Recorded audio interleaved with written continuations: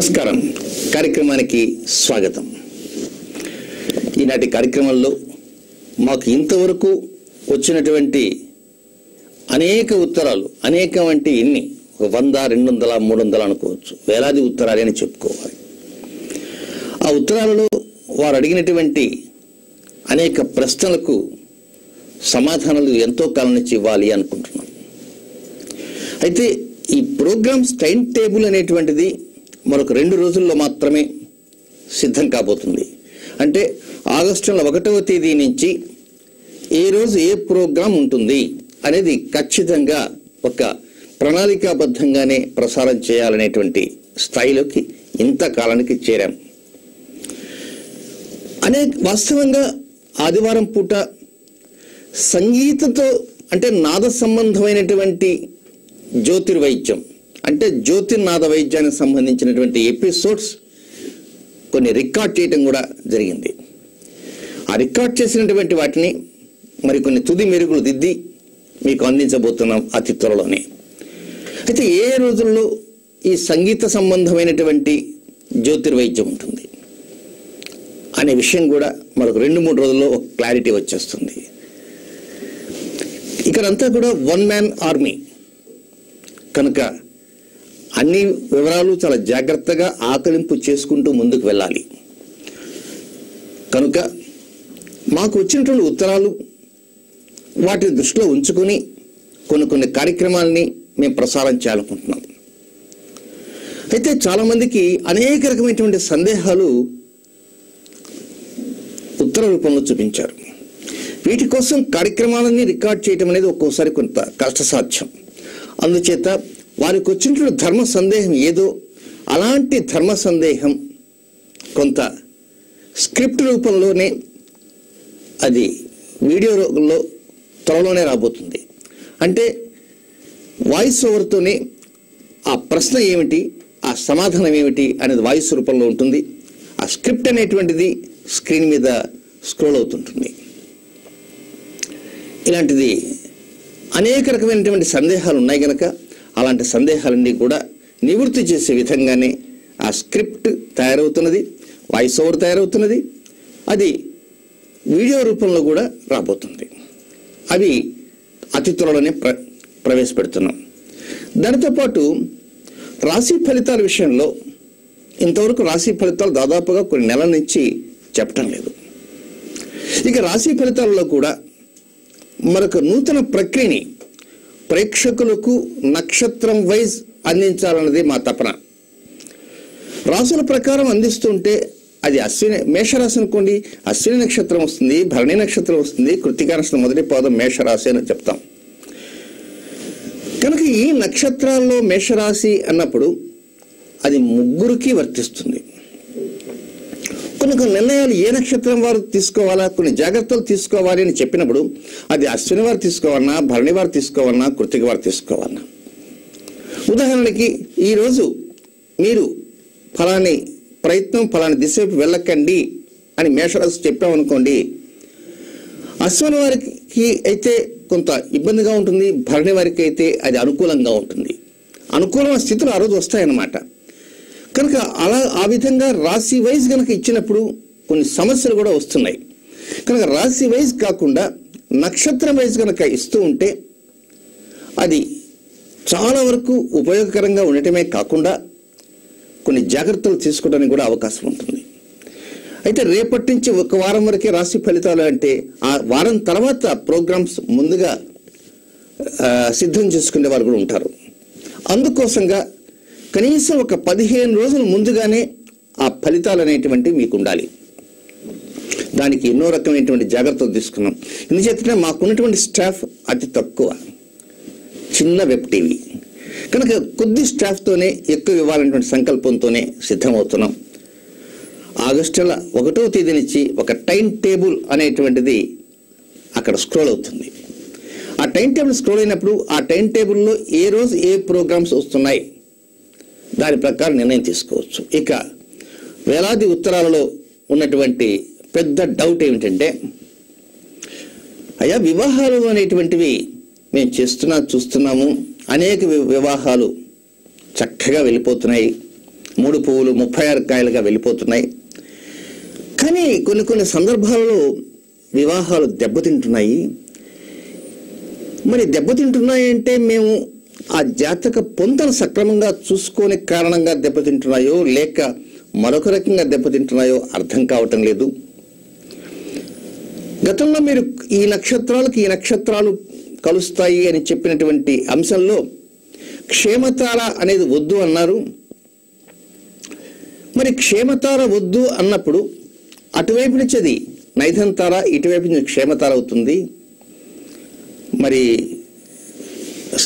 తారాబలం చూసే సమయంలో ఆడవారికి బాగా ఉంటే సరిపోతుంది అనేటువంటి వాదన కూడా కొంత వినిపిస్తుంది.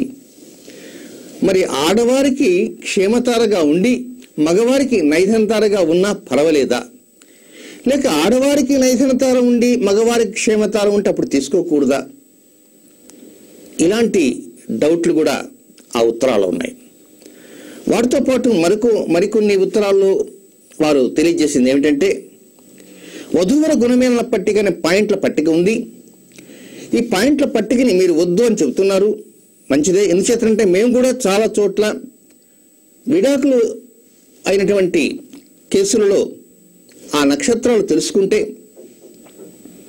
28-30 పాయింట్లు వచ్చి కూడా ఉన్నాయి. అలాంటి సందర్భాల్లో కూడా దెబ్బతిన్నాయి. కానీ వివరమంతా బాగానే ఉంది. మరి ఎలా ఈ జాతకంతో ఆ జాతకం సరిపోయిందా లేదా అని తెలుసుకోవాలంటే మార్గం ఏమిటి? ఒకవేళ మీరు ఏదైనా అపాయింట్మెంట్ కోసం ప్రయత్నం చేయాలంటే దొరకరు. సరే, శుభకరణ్.com అని ఒకటి ఉంటే దాన్ని మేము ఆపేస్తున్నాం.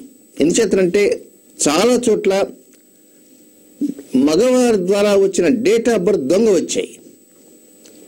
ఉదాహరణకు ఒక విషయం చెప్తాను. ప్రేక్షకుల కోసం శుభకరణ్.com అనే ఒకటి చిన్న సంస్థను నెలకొల్పి కొంతమంది సిద్ధాంతాల పర్యవేక్షణలో ఆ సిద్ధాంతుల ఉపాధి ఉంటుందనే ఉద్దేశంతోనే నేనే శుభకరణ్.com అని ఏర్పాటు చేశాను. అంటే అమ్మాయికి అబ్బాయికి పొంతను చూసేటువంటి విధానం అన్నమాట. అయితే ఈ విధంగా వారు నిర్ణయించి జాతకాలు చెక్ చేసుకొని ఈ జాతకంతో ఆ జాతకం సరిపోయిందా లేదా నిర్ణయించి ఫైనల్గా వాళ్ళు మార్క్స్ వేసిన తర్వాత నా దగ్గరికి వస్తుంది. వారు ఓకే అన్నదాన్ని నేను ఒక్కోసారి కాదు అని కూడా చెప్తాను. వారు కాదు అని చెప్పిన దాన్ని కూడా ఒక్కోసారి నేను ఓకే అంటాను. ఎందుకంటే ఫైనల్ డెసిషన్ నాది అనే ఉద్దేశంతోనే ఆ సిద్ధాంతులు నా దగ్గరికి వచ్చారు. వారికి ఉపాధి ఉంటుందనే ఉద్దేశంతోనే. కానీ జరిగిన విశేషం ఏంటంటే, అనంతపురం నుంచి ఒక వ్యక్తి జాయిన్ అయినాడు. అనంతపురం నుంచి జాయిన్ అయిన వ్యక్తి ఒకరికి ఒక డేట్ ఆఫ్ బర్త్ ఇచ్చాడు. ఆ డేట్ ఆఫ్ బర్త్లో మా దగ్గర ఉంటుంది. అశ్విని నక్షత్రంలో జన్మించాడు. అదే అనంతపురం వచ్చినటువంటి ఆ వ్యక్తి వైజాగ్లో ఉండేటువంటి మరొక డేట్ ఆఫ్ బర్త్ ఇచ్చాడు. ఈ 2 డేట్ ఆఫ్ బర్త్లు మా వాళ్ళు పట్టేసి వెంటనే వాళ్ళకి ఇద్దరికి ఫోన్ చేశారు. ఏమండి, మీకు అనంతపురం నుంచి ఫలాని డేట్ ఆఫ్ బర్త్ మీరు పంపించారు అబ్బాయిది. ఆ అబ్బాయి తండ్రి పేరేమిటి, తల్లి పేరేమిటి, అతను ఏం ఉద్యోగం చేస్తున్నాడు అని వాళ్ళని అడిగారు, వీరిని అడిగారు. వారు చెప్పినది వీరు చెప్పింది 2 విన్న తర్వాత మేము ఆశ్చర్యపోయినాం. అంటే వ్యక్తి ఒకరే, కానీ date of birth wrong date of birth ఇచ్చాడు.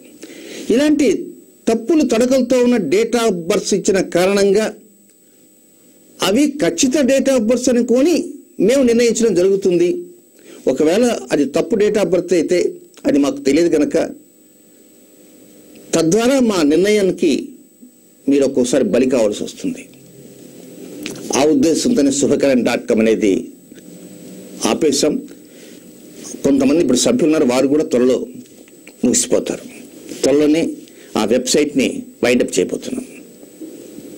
అయితే ఇప్పుడు సరైన నిర్ణయం అనేటువంటిది అబ్బాయికి అమ్మాయికి పొంతన విషయంలో ఎలా లక్షలు ఖర్చు పెడుతున్నారు. ఇంకా విడాకులు తీసుకునే స్థాయికి వెళ్ళేటువంటి స్థితిలో కూడా చాలా ఉన్నాయి. మరి ఎలాంటి నిర్ణయాలు మేము తెలుసుకోవాలి? వీటికి సంబంధించినటువంటిది చూచాయిగా ఫలానా విధంగా వెళ్ళండి అని తెలియజేస్తే కొంతవరకు బాగుంటుంది అని చెప్పిన ఉత్తరాలు అనేక ఉన్నాయి.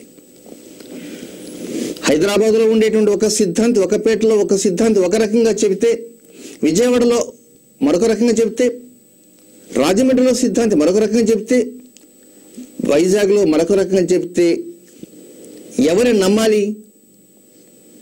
ఎవరిని బేస్ చేసుకొని మేము లక్షలు ఖర్చు పెట్టుకోవాలి?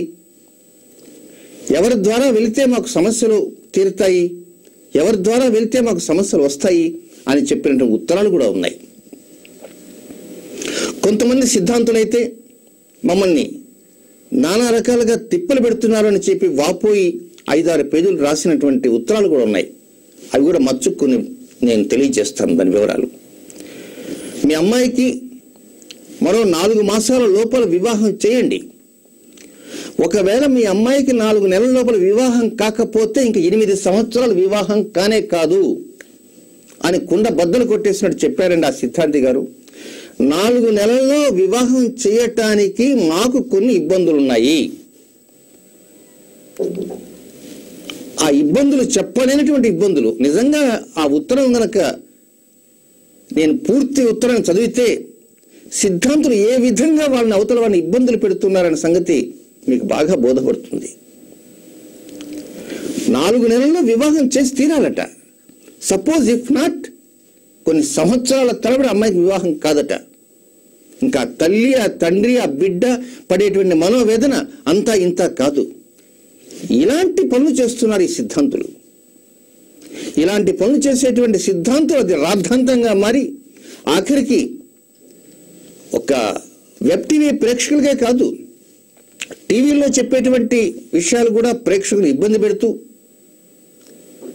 కొన్ని టీవీల దాకా రాకుండా ఇబ్బందులు పడుతున్న వారు కూడా కొల్లలు ఉన్నారు. ఒక్కోసారి వారు అనుకుంటారు, ఈ శాస్త్రాన్ని నమ్మాలన్నా నమ్మకూడదా, అంతా భగవంతుడి దిక్కు అనుకొని ముందుకు పోదామా, ఏమో పొరపాటున ఒకవేళ ఏదైనా జరగరానిది జరిగితే అప్పుడు ఏమిటి గతి అని బాధపడుతూ ఉత్తరాలు రాస్తున్నారు. ఈరోజు ఈ విషయాన్ని ఎందుకు చెబుతున్నాను అంటే, మాకు వచ్చిన వేలాది ఉత్తరాలలో ఎక్స్ట్రాక్ట్ అంతా తీసుకొని వాటిలో ఏవైతే మీకు తెలియజేయాలనో, ఎలాంటి విషయాలైతే మీకు అర్థమవుతుందో అలాంటి విషయాల్ని మీకు తెలియజేయాలన్నదే మా అభిమతం. ఇలాంటి సందర్భాలలో జాతక పొంతనెట్లా, లేదా ఇక్కడ కంప్యూటర్ జాతకములు ఇవ్వబడును, అమ్మాయికి అబ్బాయికి వివాహ పొంతన చేయబడునని తాటికాయంత అక్షరాలతో పెద్ద బోర్డు రాసి కింద ఒక 4-5 సింహతలాటాలు తగిలించుకొని కొన్ని సిద్ధాంతుల బొమ్మలు వేసుకొని దైవజ్ఞ స్వరూపులు సాక్షాత్తు పరమేశ్వరుడు తర్వాత ఇతనే ఇక్కడ పుట్టాడు అని చెప్పి కింద స్లోగన్స్ రాసుకుంటూ, ఆ సిద్ధాంతి వెనక, ఆ తల వెనుక భగవత్ స్వరూపులకు ఉండేటువంటిగా మెరుపులుగా ఉండేటువంటి అన్ని కూడా చిత్రించుకొని ప్రజలను ఆకట్టుకొని, మీ అమ్మాయికి కనుక వివాహం చేస్తే 5వ మాసానికల్లా గోడ కొట్టిన బంతిలాగా వెంటనే మీ అమ్మాయి ఇంటికి వచ్చేస్తుంది. మరి ఎప్పుడు చేసినా అలాగే వస్తుందా అండి గురువుగారు అని యువతల వాళ్ళు అడిగితే, ఇప్పుడు కాదండి, వచ్చే సంవత్సరం చేయండి, 4 సంవత్సరాల తర్వాత చేయండి, 5 సంవత్సరాలు ఎప్పుడు చేసినా 5వ నెలలకల్లా మీ ఇంట్లో వచ్చి తీరుతుంది అమ్మాయి. మరి ఏమిటి, మానసికంగా అప్పుడే పడిపోతాడు, చనిపోయే స్థాయిలోకి వచ్చేస్తాడా ఆ సిద్ధాంతి గారు చెప్పిన మాటలకి ఆ వ్యక్తి. కొంతమంది అయితే బోరును ఏడ్చేవాళ్ళు ఉన్నారు అక్కడే. మరొక విషయంలో అయితే అసలు జీవితంలో పెళ్ళంటూ మీ అమ్మాయికి జరగదు, మీ అబ్బాయికి జరగదు.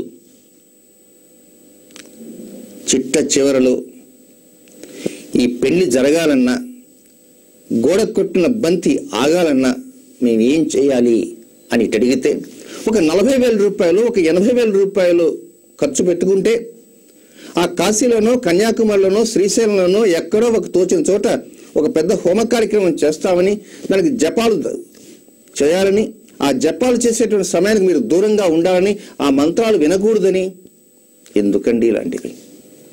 ఇలాంటివన్నీ కూడా ఉత్తరాల్లో ఉన్నాయండి. నేను చెబుతూ మీరు అనుకుంటారు గార్గే సిద్ధాంతి ఏదో నోటికొచ్చిన మాటలన్నీ చెబుతున్నాడని. మా దగ్గర వచ్చిన ఉత్తర సారాంశం తెలియజేస్తున్నారు. కొంత మాత్రమే సుమా. దీని వలన ఎవరు దెబ్బతింటున్నారు, ఎవరు మానసికంగా బాధపడుతున్నారు అంటే సిద్ధాంతుల దగ్గరికి వెళ్ళి వారి మాటలు విని వచ్చేటువంటి వారంతా కూడా దిక్కు తోచని స్థితిలోకి వెళ్ళి డిప్రెషన్లోకి వెళ్ళి అనేక రకమైనటువంటి వ్యాధులు కొని తెచ్చుకున్నటువంటి వారు కూడా ఉన్నారు. ఇవి నగ్న సత్యాలు నేను చెప్పేవి.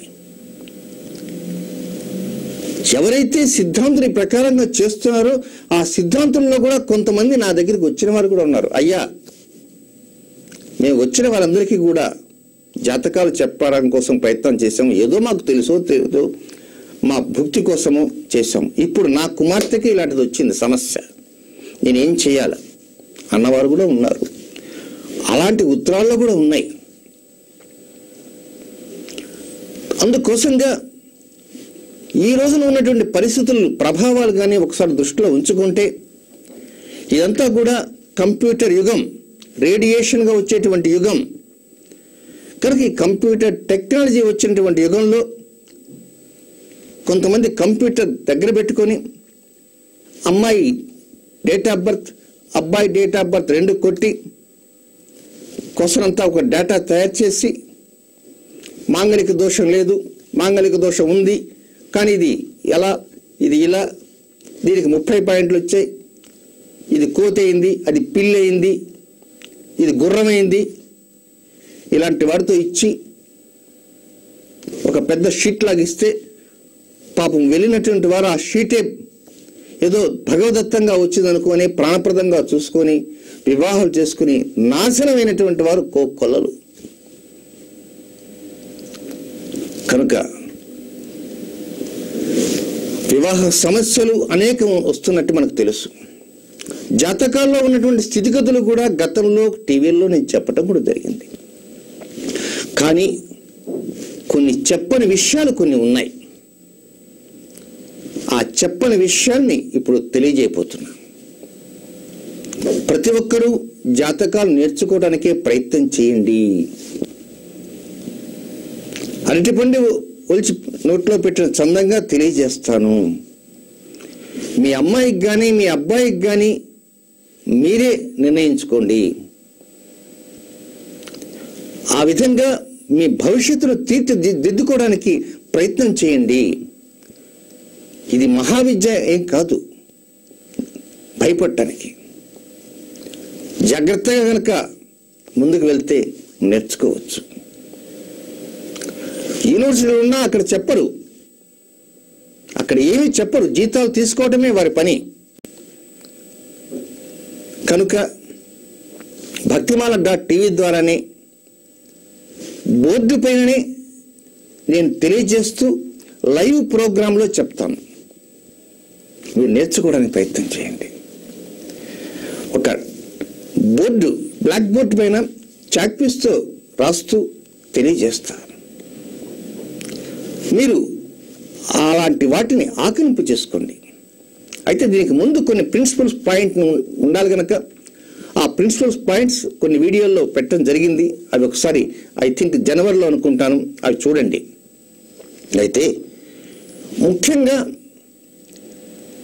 ఈ తారాబలాలు చూసేటువంటి సమయాల్లో అమ్మాయి నుంచి అబ్బాయికి తారాబలం లెక్క వేసే సమయంలో తార చక్కగా ఉండాలి అనేది వాస్తవము కాదంటలే.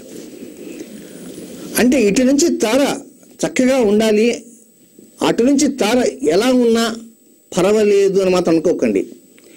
ఇటు నుంచి తార బాగుండాలి, అటు నుంచి ఉండేటువంటి తార మాత్రం నైదన తార కాకుండా ఉండాలి. ఆ నైదన తార అనేటువంటిది ఇటు నుంచి ఉండకూడదు, అటు నుంచి ఉండకూడదు.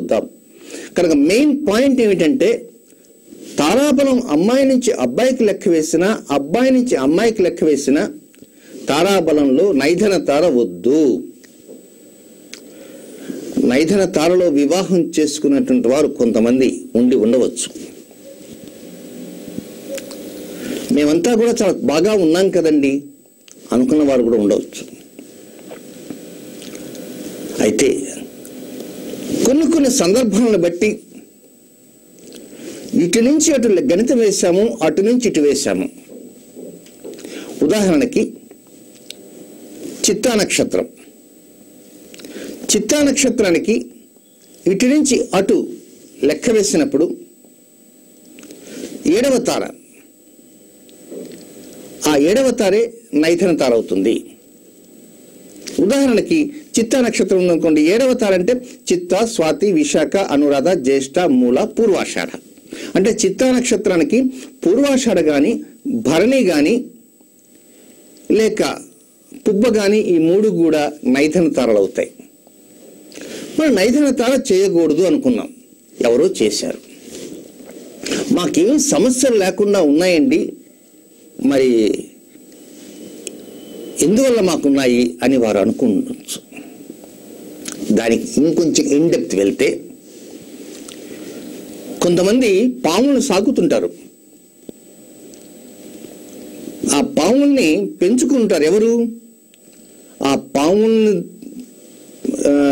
సాకేటువంటి వారు ఎవరంటే, కేవలం వీధులంబడి తిరుగుతూ ఆ పాముల్ని వాటి కూరలు తీసి చిన్న బుట్టలో పెట్టుకొని వాటి ద్వారా డబ్బు సంపాదించుకునే ఉద్దేశంతోనే ఆ నాగస్వరం ఊదుతూ పొట్టబోసుకునే వాళ్ళు చాలామంది ఉంటారు. కానీ అక్కడ ఉన్నటువంటి పాము ఏదైతే ఉంటుందో, ఆ నాగుపాము, దాని కూరలు ఉండవు, దాని కూరలన్నీ తీసేస్తారు. కనుక దానివల్ల ప్రాబ్లం అంటూ లేదు, అది మనకు తెలిసిందే.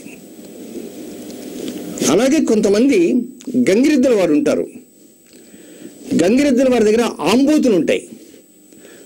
కొంతమంది రైతులు ఏం చేస్తారంటే, తమ దగ్గర ఉన్నటువంటి కోడె దూడలు ఏవైతే ఉంటాయో అవి మాట వినవు, ప్రతిరోజు వచ్చి నెత్తినపడి కుమ్ముతుంటాయి, చాలా అహంభావంగా ఉంటాయి. ఆ విధంగా అహంభావంతో ఉండేటువంటి ఆ కోడె దూడల్ని ఈ గంగిరెద్దుల వారికి దానంగా ఇచ్చేస్తారు.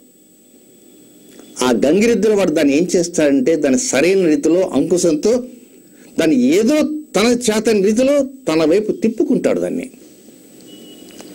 తన వైపు తిప్పుకొని తను ఆడించిన విధంగా అది ఆట ఆడుతుంది.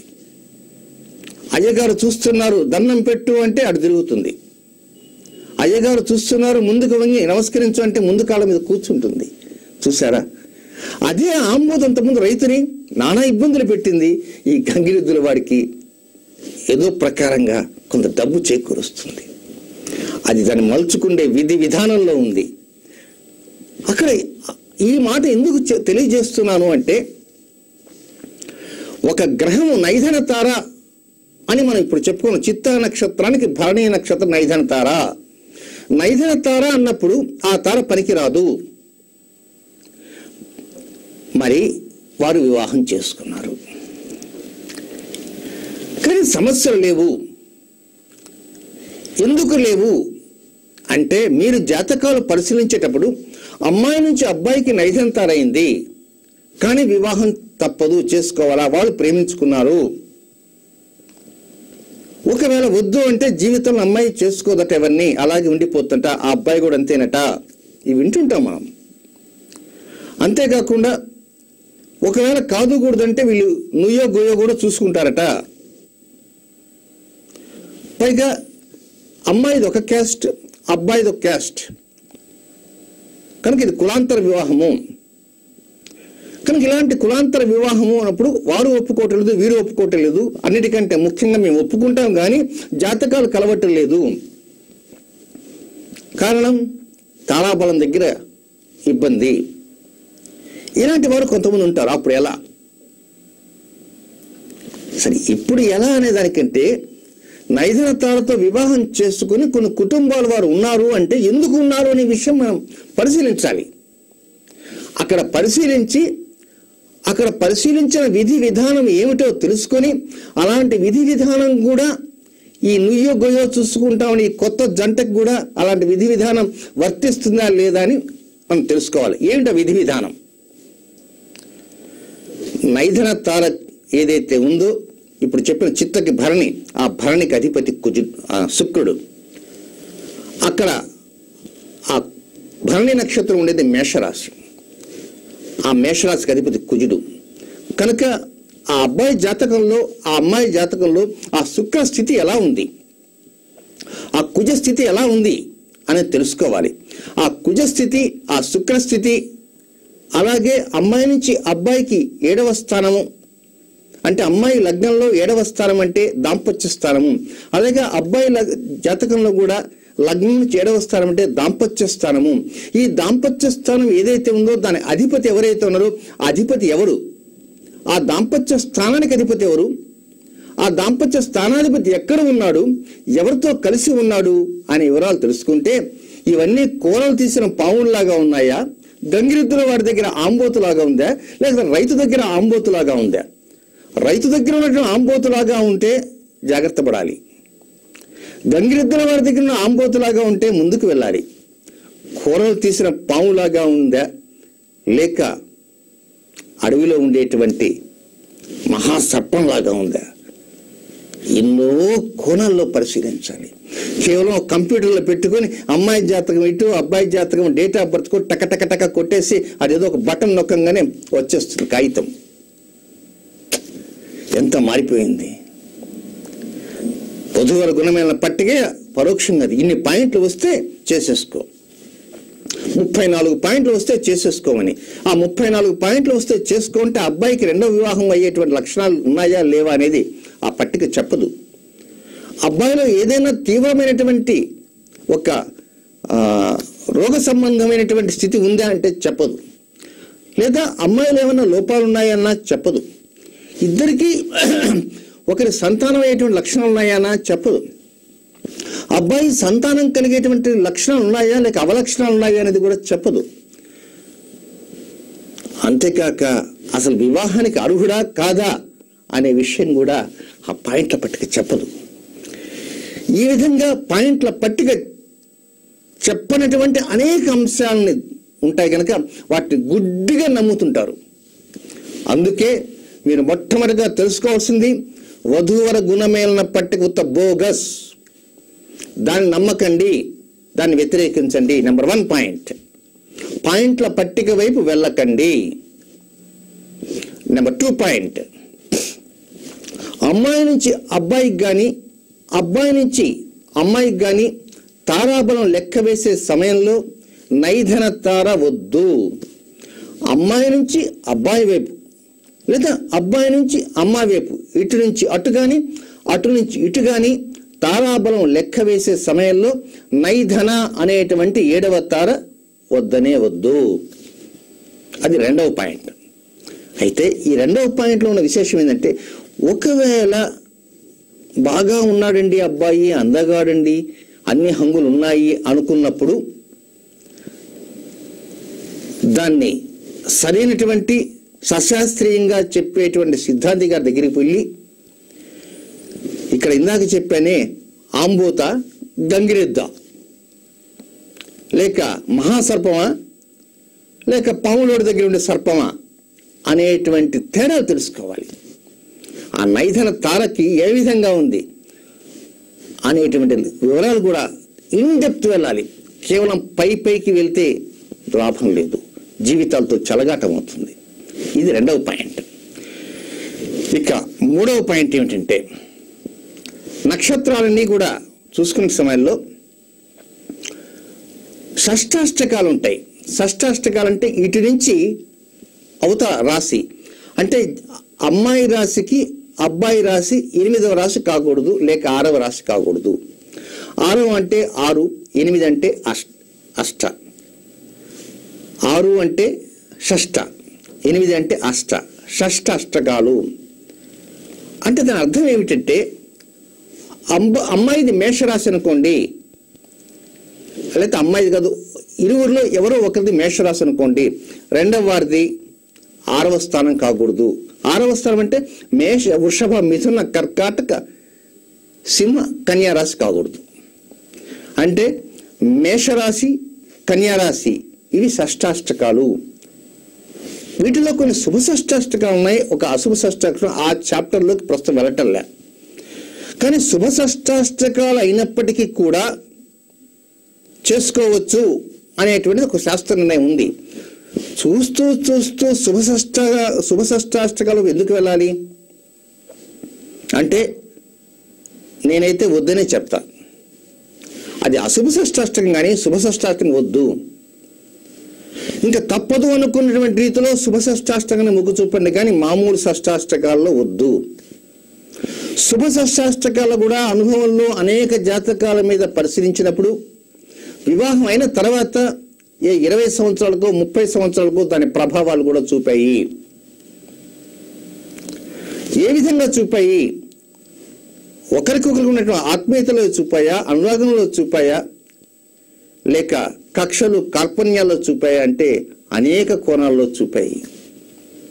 కనుక ఈ అష్టమ రాశి అలాగే షష్ఠ రాశి జోలికి వెళ్ళకండి. అమ్మాయి రాశికి కానీ అబ్బాయి రాశికి కానీ ఒకరి రాశులు 6వ రాశి లేక 8వ రాశి కాకుండా ఉండాలి. వాటి షష్టాష్టకాలు అంటారు. ఈ జాగ్రత్తలు తీసుకోండి. అది 3వ పాయింట్. ఇక 4వ పాయింట్, కొన్ని లగ్నాలు అంటూ ఉన్నాయి. అన్ని లగ్నాల కంటే కూడా కొన్ని మెయిన్ ముఖ్యమైనటువంటి లగ్నాలు కొన్ని ఉన్నాయి. ఆ లగ్నాలు చెప్తాను, వాటిని కూడా దృష్టిలో ఉంచుకోండి. ఉదాహరణకి ఈ జాతకంతో ఆ జాతకం కంపేర్ చేసే సమయంలో నక్షత్రం కలిసిన తర్వాత నెక్స్ట్ ఏం గమనించాలి? మనమే ఉన్నామండి. ఒక అబ్బాయిని కానీ అమ్మాయిని కానీ మనం చూసాం. ఒక అబ్బాయిని చూసాం. అబ్బాయి బాగున్నాడండి, అందంగా ఉన్నాడు, మంచి ఉద్యోగము, ఇక తల్లిదండ్రులు బాగున్నారు, అన్నీ ఉన్నాయి. కానీ ఆ అబ్బాయికి ఒక క్యాన్సర్ అని తెలిసింది. ఎవరు చెప్పారు క్యాన్సర్ని? వైద్యులు చెప్పారు. ఎవరు చెప్పారు? వైద్యులు చెప్పారు. మరి క్యాన్సర్ అని తెలిసినప్పుడు వెళ్తారా? మానవత్వంతో ఆలోచించాలనా, ఇక్కడ మరొక రకంగా ఆలోచించాలనా? మీ ఇష్టం, అది చాయిస్ ఇస్ యువర్స్. అమ్మాయికి పెళ్లి చేయాలి, అబ్బాయి బాగున్నాడు, మంచి ఉద్యోగము, బట్ క్యాన్సర్. నక్షత్రం కలిసింది, అన్నీ కలిశాయి. అంటే ఇక్కడ క్యాన్సర్ అంటే ఏమిటి? అనారోగ్యము. ఈ అనారోగ్యము దేని మీద చూపిస్తుంది? ఆయుష్ మీద చూపిస్తుంది. కాబట్టి ఆయుష్ స్థానాన్ని గురించి మనం ఆలోచించాం. ఓహో, ఒకవేళ క్యాన్సర్ ఉన్నటువంటి వ్యక్తి ఏ నిమిషమైనా కూడా ఇబ్బందే. కనుక ఆయుష్ స్థానం బాగుండాలి. కాబట్టి తారాబలం కలిసిన తర్వాత ఆయుష్ స్థానం అల్పాయుష్ కూడా, మధ్యమాయుష్ కూడా, పూర్ణాయుష్ కూడా అనేది తెలియాలి. ఆ విధంగా అల్పాయుష్ కూడా, మధ్యమాయుష్ కూడా, పూర్ణాయుష్ కూడా తెలియాలంటే అది పెద్ద సబ్జెక్ట్. జన్మలగ్నం నుంచి అష్టమ స్థానమే ఆయుష్ స్థానం. ఆయుష్ బాగుందండి, ఇబ్బంది లేదండి అని నిష్ణాతన వ్యక్తులు చెప్పిన తర్వాత మరొక అంశం గమనించాలి. అదేమిటంటే దాంపత్య స్థానం. అమ్మాయి లగ్నం నుంచి 7వ స్థానమునే దాంపత్య స్థానం అంటారు. అబ్బాయి లగ్నం నుంచి 7వ స్థానమే దాంపత్య స్థానం అంటారు. ఈ దాంపత్య స్థానాధిపతులు శత్రువులుగా ఉండకూడదు. It is main rule. మీరు బాగా గమనించవలసిందంటే అమ్మాయి లగ్నానికి అబ్బాయి లగ్నానికి 7వ స్థానం గమనించాలి. ఉదాహరణకి అమ్మాయి లగ్నం కర్కాటక లగ్నం అనుకుందాం. కర్కాటక లగ్నం అంటే దానికి 7వ స్థానము మకరం అవుతుంది. దాని అధిపతి శని అవుతాడు. అబ్బాయి సప్తమాధిపతి శనినా పర్వాలేదు, శనికి మిత్రుడైనా పర్వాలేదు, కానీ శనికి శత్రువు అయితే దాంపత్య స్థానం దెబ్బతింటుంది. కనుక అమ్మాయి దాంపత్య స్థానాధిపతి, అబ్బాయి దాంపత్య స్థానాధిపతి శత్రువులు కాకూడదు. సములుగా ఉన్నా పర్వాలా, మిత్రులుగా ఉన్నా పర్వాలా, స్వల్ప శత్రువు ఉన్నా పర్వాలా, డెడాంటి ఉన్న వాళ్ళు పనికిరారు.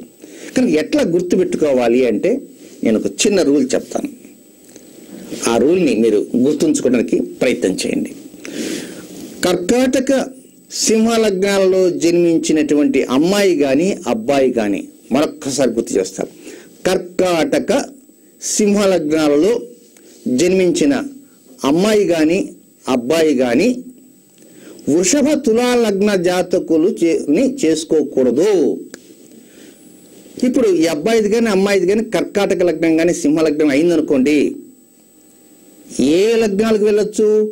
వృషభ తులా లగ్నాలు కాకుండా ఇంక ఏ లగ్నానికి వెళ్ళండి, ఇబ్బంది లేదు. వృషభ తులా లగ్నాలకు వెళ్ళారనుకోండి సమస్య వస్తుంది. కనుక గుర్తుంచుకోండి, కర్కాటక సింహ లగ్న జాతకులకి వృషభ తులా లగ్న జాతకులు పనికిరారు. ఒకే పాయింట్, సింపుల్ పాయింట్. కర్కాటక సింహ లగ్న జాతకులకి వృషభ తులా లగ్న జాతకులు పనికిరారు, అది గుర్తుంచుకోవాలి. అలాగే మరొక పాయింట్ కూడా ఉంది. కుంభ లగ్నంలో జన్మించినటువంటి జాతకులకి, కుంభ లగ్నంలో జన్మించిన జాతకులకి కర్కాటక సింహ లగ్న జాతకులు పనికిరారు. కుంభ లగ్నంలో జన్మించిన జాతకులకి కర్కాటక సింహ లగ్న జాతకులు పనికిరాదు, అంతే. ఆ పాఠం కేవలం 2 ముక్కలే. మిగిలిన ఏ లగ్నాలు ఎలా ఉన్నా పర్వాలేదు, నెట్టుకుంటూ పోవచ్చు, తంటాలు పడి రాజీ పడుతూ కూడా పోవచ్చు. కానీ ఇది వ్యవహారం మాత్రం కష్టం.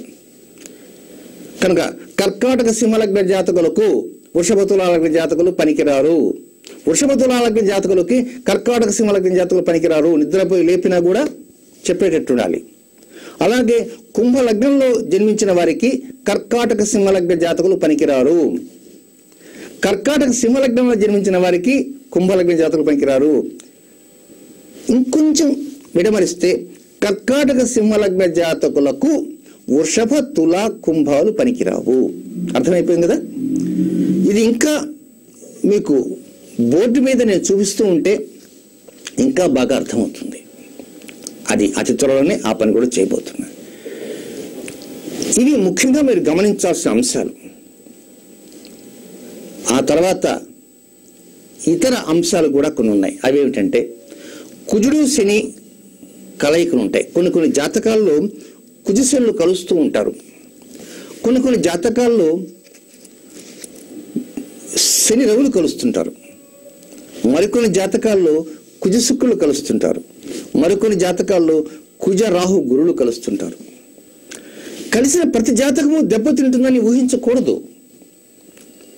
కలిసిన ప్రతి జాతకము దెబ్బతింటుందని ఊహించకూడదు. కుజ శుక్రులు కలిసిన జాతకులు చక్కగా ఉన్నవారు కూడా ఉన్నారు. ఎలాంటి సమస్యలు లేకుండా షష్ఠి పూర్తులు జరుపుకున్న వారు కూడా ఉన్నారు. పిన్ పాయింట్స్ జాగ్రత్తగా గమనించుకుంటూ వెళ్ళాలి. కుజుడు శని ఈ 2 గ్రహాలు పరస్పర శత్రుత్వం ఉన్న గ్రహాలు. అలాగే కుజుడు రాహువు, అలాగే గురువు కుజుడు, గురువు కుజుడు రాహువు, గురువు రాహువు, కుజుడు శుక్రుడు. ఈ కుజ శుక్రుడు కలవటం కానీ, లేక ఒకరి వైపు ఒకరు వీక్షించడం కానీ, లేక శుక్రుడి పైనే కుజ దృష్టి ఉండటం కానీ మనం గమనించాలి. ఆ గమనించే సమయంలో కూడా ఎంత డిస్టెన్స్లో ఉంది అని కూడా గమనించాలి. కేవలం ఒక దృష్టి అనేది, కుజుడు యొక్క దృష్టి జ్యోతిష్ శాస్త్రం ప్రకారంగా 3 రకాలుగా ఉంటుంది. తానున్న స్థానం నుంచి 4వ స్థానం పైన దృష్టి ఉంటుంది. తానున్న స్థానం నుంచి 7వ స్థానం పైన దృష్టి ఉంటుంది. తానున్న స్థానం నుంచి 8వ స్థానం పైన దృష్టి ఉంటుంది. కుజుడికి 4th aspect, 7th aspect, 8th aspect ఉంటుంది. కనుక 4, 7, 8 అనేటువంటి దృష్టులు కుజగ్రహానికి ఉంటాయి జ్యోతిష్యరీత్యా. ఈ దృష్టులలో శుక్రుడు తగిలితే ఇబ్బంది మనం అనుకున్నాం. కానీ యాజ్ పర్ డిగ్రీస్ కరెక్ట్గా కొలుచుకోవాలి. ఆ కొలుచుకునేటువంటిదే ఖచ్చితమైన గణితమే దుర్గణితము. అందుకే చాలా మంది మా గోదావరి జిల్లాలో మాకు అంతా పండితులు ఉన్నారండి. పండితులు దేశమంతా ఉన్నారు. కానీ మా పంచాంగాలన్నీ కూడా పూర్వగణితంలోనే ఉన్నాయండి. ఈ పూర్వగణిత పంచాంగం అనాదిగా రాస్తున్నామండి అని. నిజమే, అనాదిగా రాస్తున్నా కాదంటలే. కానీ దాంట్లో చెప్పిన విషయం ఖగోళంలో టాలీ అయిందా లేదా అనేదే మనకు కావాలి. అందుకే పిన్ పాయింట్స్ ఉండాలి. దాన్నే దుర్గణితము అంటారు. కనుక ఆ గణితం ప్రకారం టాలీ అయినాయా లేదా అనే సంగతి కూడా చూసుకోవాలి. అంటే కేవలం కుజుడు శుక్రుడి పైన చూస్తున్నంత మాత్రాన కుజుడు మేషరాశిలో ఉన్నాడు, శుక్రుడు వచ్చేసి 4వ దృష్టిలో చూడాలంటే కర్కాటకంలో కానీ, 7వ దృష్టిలో చూడాలంటే తులలో కానీ, 8వ దృష్టిలో చూడాలంటే వృశ్చికంలో కానీ శుక్రుడు ఉన్నంత మాత్రం వెంటనే విడాకులు అయిపోతుందని చెప్పకూడదు. ఇది సమస్యలని చెప్పకూడదు. అలా చెప్తే అది తప్పు అవుతుంది. ఎన్నో కోణాల్లో పరిశీలించుకుంటూ పోవాలి.